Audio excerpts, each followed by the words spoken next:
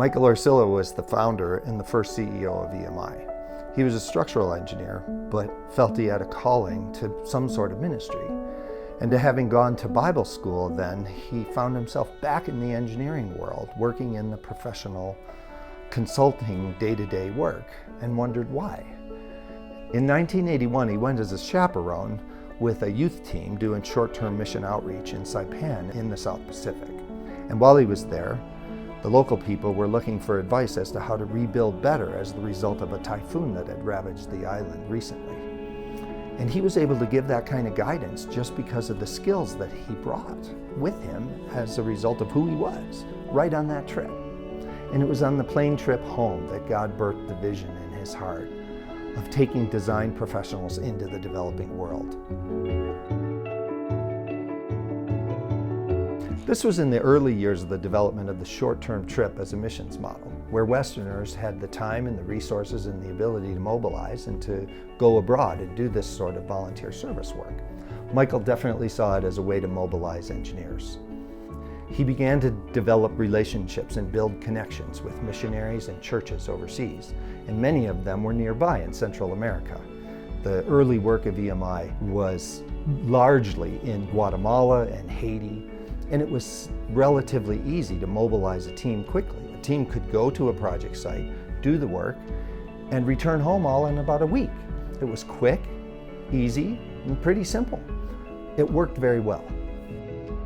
In the early years, most of the projects consisted of small-scale designs such as water resources, wastewater, small steel structures, or individual masonry buildings. Michael was posting ads in the back of trade magazines to recruit volunteers. This was long before the days of the internet or Google searches or anything like that. Eventually, the projects began to grow much larger and included hospitals and schools and orphanages and multi-storied buildings and campus master plans that needed to be phased over time. This was the beginning of EMI's need for architects and planners. Glenn Woodruff was one of the first architects that Michael recruited in the early 90s.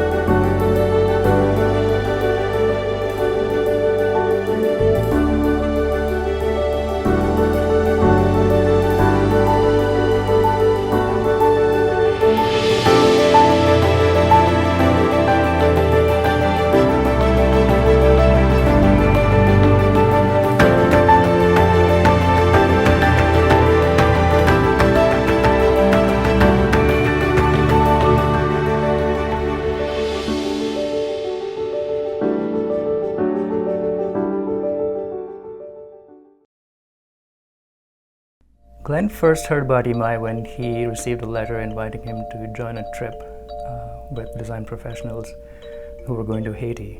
And they were going to do homes for homeless women and children who were living on the streets of Port-au-Prince. That turned out to be a significant trip for him, and a few years later he joined EMI as staff. Over years of doing EMI trips and projects, Glenn felt an increasing burden in his heart to better serve the ministries that EMI was called to serve. At the time he was doing a project in India, and he missed an important project deadline for the client.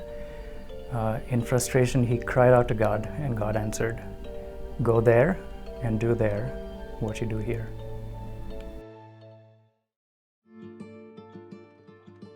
So in the fall of 1998, the Woodruffs moved to a beautiful small town in the northern Himalayan mountains of India.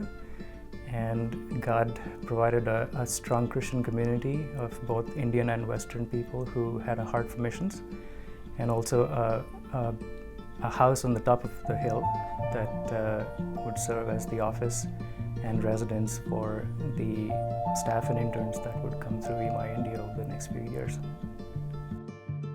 It was the summer of that year that I first met Glenn and was hired as an administrator for EMI India.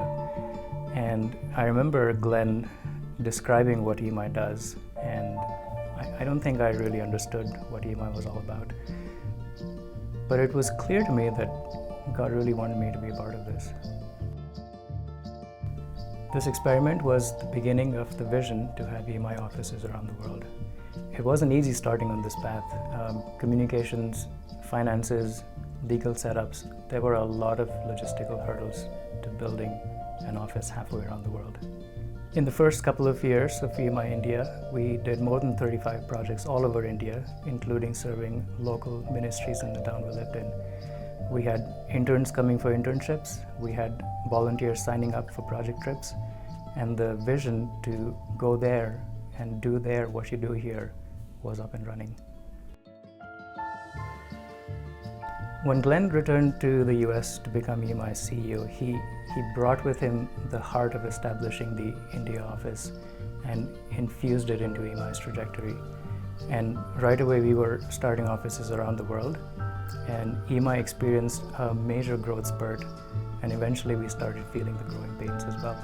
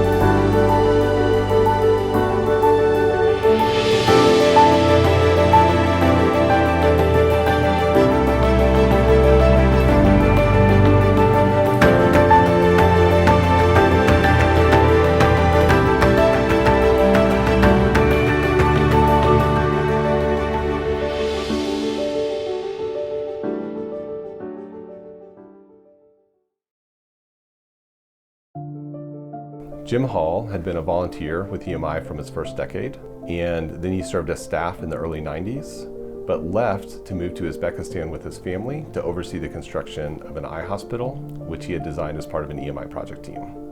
He lived there for a number of years and learned some really critical things which informed his ideas about EMI. So when Jim returned to EMI as CEO in 2008, he already had a mindset for what it was like to live overseas long-term. He also knew that a long-term overseas presence would lead to better design and more effective ministry.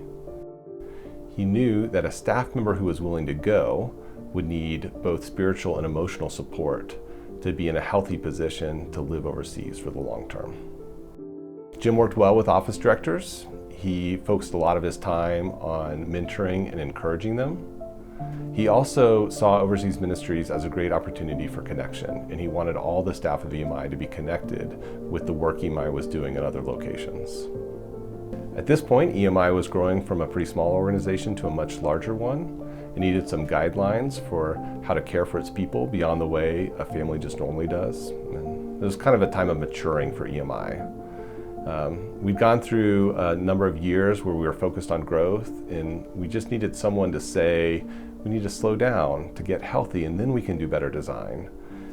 Jim really focused us on unifying, on caring for each other while we were still doing our work well. In November of 2011, Jim passed away after battling cancer. Because he had lived overseas long-term and knew what it was like to walk with other missionaries and with our client ministries, he had the authority to speak into the way things were being done. And so as EMI began a search for a new CEO, that overseas experience became a huge factor. And John Dahlman had that and more.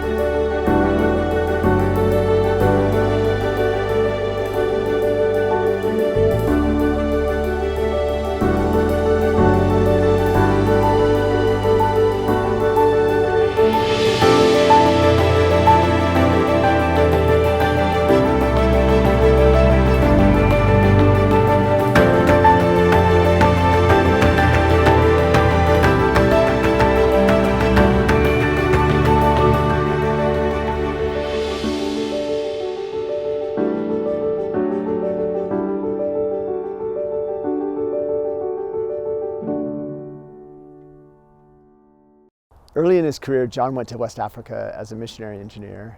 And I think, as a lot of missionaries do, he came with all sorts of ideas and hopes for how he was going to bring the gospel and clean water to the communities there.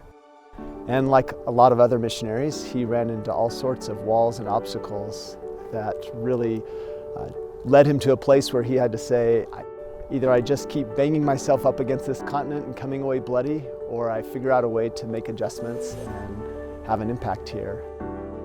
So it was only after hitting the walls in his own efforts that he realized some important lessons about how to live and work cross-culturally. And he's brought those lessons with him to EMI.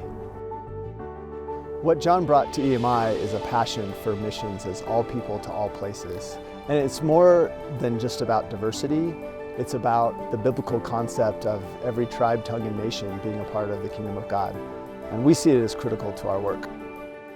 The people who come from the places where we work have key knowledge about design in their context. So this is about EMI getting better at what we do. And it's what EMI Global was built to do. We want to see local design professionals involved in all aspects of the work, whether that's being a part of our project teams or serving as key staff in our offices. They will help us lead as we grow with more offices, and some of them may follow God's call to go serve in other EMI office locations as well. So we really see them as critical to the growth of EMI into the future.